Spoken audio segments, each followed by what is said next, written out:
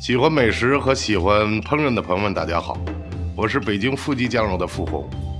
今天来这里呢，我想跟大家分享一道我们自己家的菜，叫溜黄菜。这道菜呢，之所以叫溜黄菜，是因为它是以鸡蛋为主的一道菜。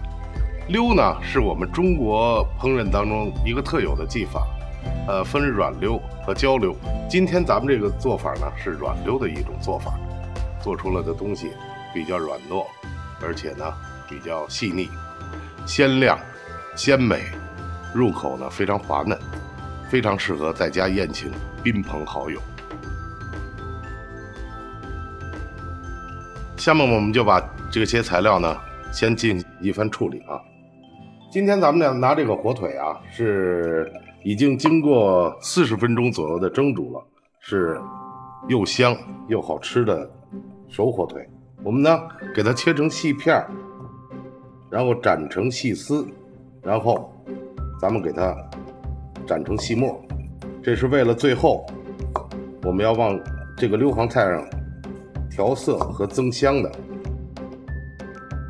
这边水开了，现在我们把豌豆呢稍微的焯一下，豌豆不用特多，它飘起来就可以了。咱们如果没有豌豆的话，也可以用毛豆，这种绿非常的鲜亮。这俗话说得好啊，这个3分菜7分汤。今天我们呢做这道菜更需要高汤，这高汤呢我们早已经煮好了，是拿鸡和棒骨煮成的一碗高汤，营养价值和味道都非常好。海鲜盐来一点，胡椒粉，好，拿筷子把它搅匀。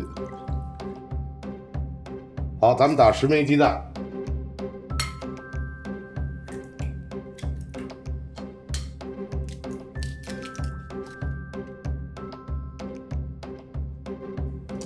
给它搅拌均匀，形成高汤蛋液。好，我们现在开火，油温差不多了，倒点花生油，咱们㧟一点猪油过来，它的比例呢差不多是一半一半吧。一会儿呢，等这个油烧到70%热，我们就可以把蛋液加进去了。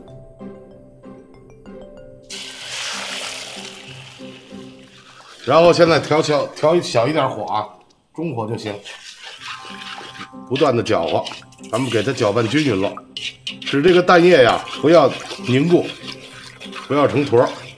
一般我在家里边啊，都会用筷子来搅拌这个蛋液，这样会很好用，使它逐步的受热以后呢，让这个蛋液慢慢凝结。这时候我们把刚才焯好的这个豌豆给倒进去，再继续搅。看这个蛋液呀，已经冒起了小花了。这时候拿水淀粉来勾芡。这个水淀粉的比例呢，基本上是1比1。过早的兑在蛋液里的话，会影响它的口感，同时这个鸡蛋的鲜美会影响到。要逐步的加，使这个蛋液成糊状。好，关火，再继续的搅拌一下。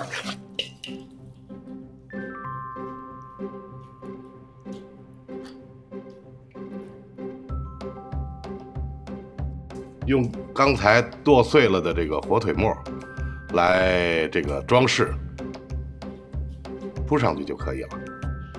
现在大家明白为什么叫金玉满堂了吧？